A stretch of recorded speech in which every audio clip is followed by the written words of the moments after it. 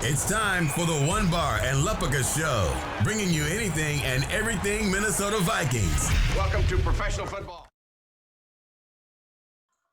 All right, welcome back to the One Bar and Lupica Show. I am One Bar, and you know what? Practice is getting a little full swing. We're starting to get a real smell for that depth chart for the Minnesota Vikings, so it's time to bust out a new 53-man roster projections, and things are getting a little shaken up since last time. I think I was a little way off the first round, but let's get right into this. Let's start out at quarterback. Quarterback, Kirk Cousins, Sean Mannion. You know, as good as it seems to think of a Nate Stanley beating them out or a Jake Browning coming out of nowhere, there's no preseason. There's no way that these guys are going to be able to just come in and back up. We know Sean Mannion, yes, he's probably one of the worst backups in the league, but at least he's got experience, and throwing one of these guys out there would be just horrifying. When it comes down to it, I think Nate Stanley will be the guy that nabs that practice squad spot, and Jake Browning, who knows? We'll see what happens, but that's the way I got going, keeping two quarterbacks. Running back, boy, a lot of talk about how good this running back group is, and that is warranted. It's pretty damn good. So we got Dalvin Cook, we got Alexander Madison, Michael Boone, and C.J. Ham. Amir Abdullah is the odd man out, special teams ace last year, but we got a lot of the guys who can play special teams this year, and keeping a fifth running back this year I just don't think is in the cards. So pretty stacked at running back. That's a pretty easy one for me. Let's go to wide receiver. Wide receiver, Thielen, Justin Jefferson. Jefferson's getting a ton of love, and great to see. KJ Osborne, our fifth-round return man, he is definitely going to be making the squad. BC Johnson will be making the team. He is getting rave reviews as well, looking very, very good. And here's where it gets mixed up a little bit.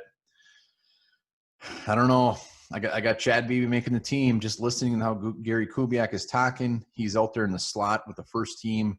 It would, barring an injury, it seems like Chad Beebe once again will be making this team. So the odd man out is Tajay Sharp, our free agent receiver from Tennessee.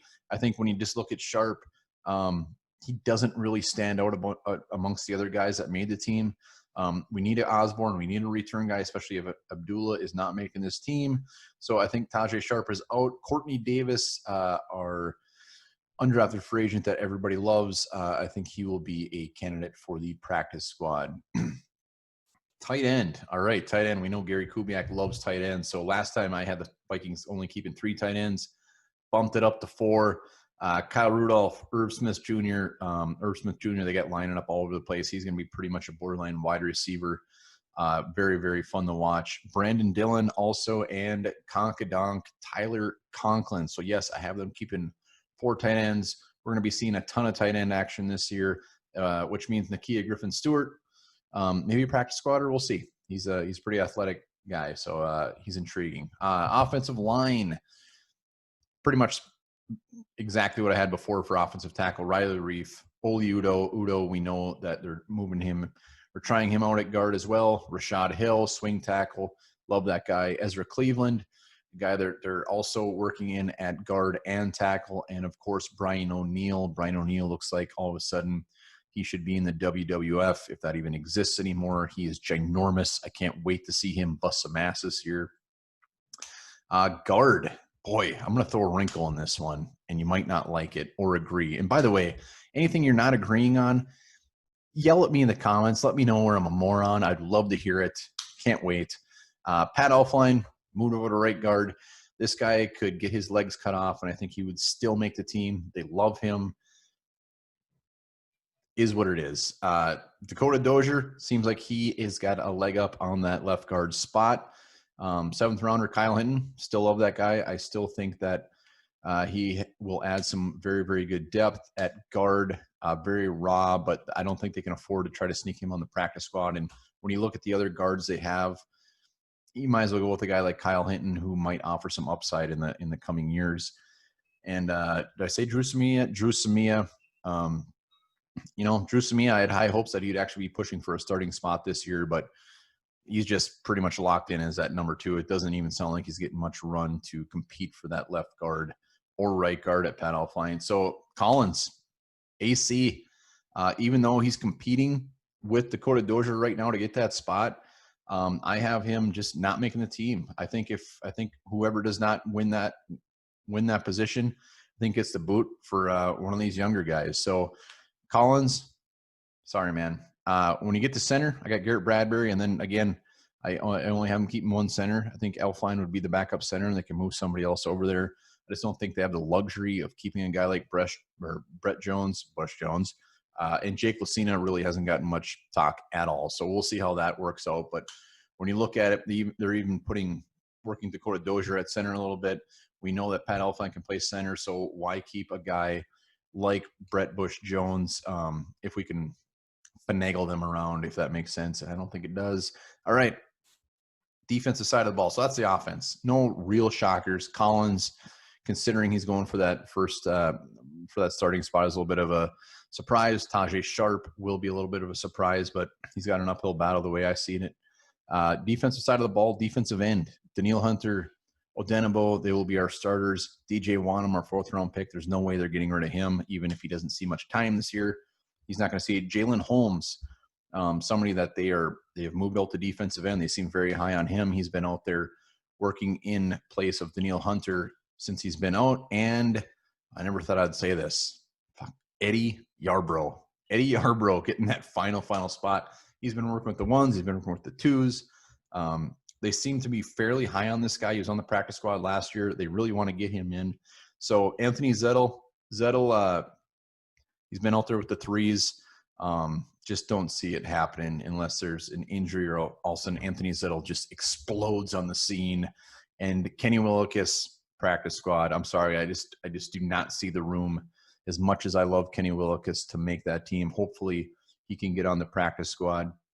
Defensive tackle, Jaleel Johnson and Shamar Stephen appear to be our top dogs there.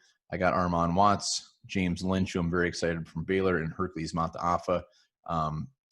Zimmer has made it very clear that defensive tackle will just be a rotational, just swapping them out, keeping everybody fresh. And with this group of guys, I think it can get very interesting. I think James Lynch is a guy that can get in there and get after the quarterback.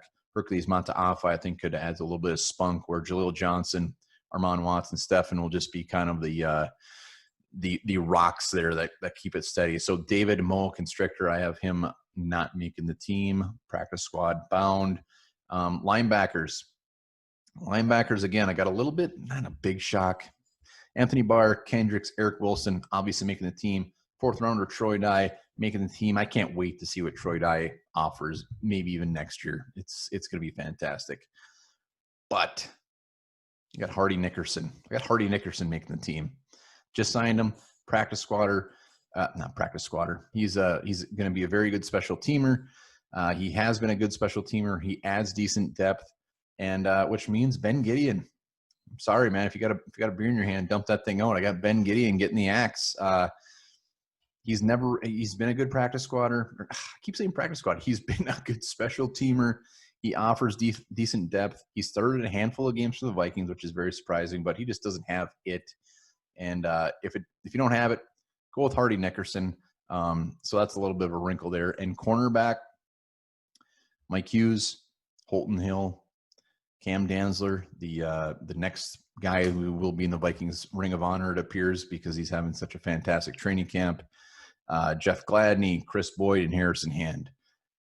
Harrison Hand, we haven't heard much about him, but I know the Vikings are very high on him. He can play multiple positions in the secondary, so it'd be very, very surprising if he didn't make the team. So guys that are out, Neville Clark, the only guy that's really worth mentioning as far as somebody that's been getting some run, but he's a practice squatter. He's a little bit a ways before he can be on the 53-man roster, but he's going to be a fun one to watch, and he will also be one, if we do cut him, to keep an eye on. If it was me, I would just kind of put him on the sidelines until training camp was over, so he stops getting so many damn good plays.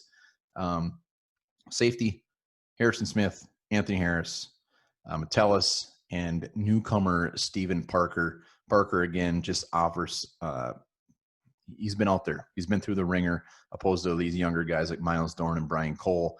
I think those two will both battle for a practice squad spot, but I think Steven Parker will be on the team.